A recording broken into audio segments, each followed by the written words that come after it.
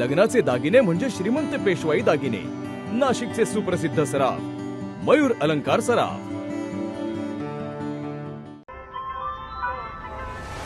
ताज्या बातम्यांसाठी नाशिक न्यूजच्या YouTube चॅनलला सबस्क्राईब करा आणि बेल आयकॉनला प्रेस करा.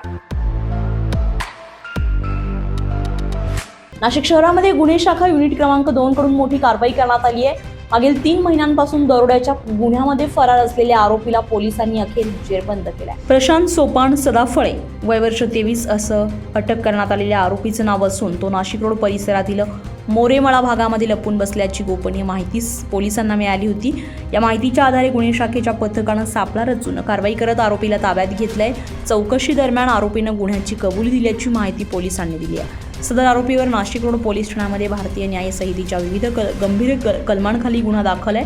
ही संपूर्ण कारवाई पोलीस आयुक्त संदीप कर्णिक, पोलीस उपायुक्त किरण कुमार चव्हाण आणि सहाय्यक पोलीस आयुक्त संदीप मिटके यांच्या मार्गदर्शनाखाली गुन्हे शाखा युनिट क्रमांक 2च्या पथकानं यशस्वीपणे पार पडली आहे.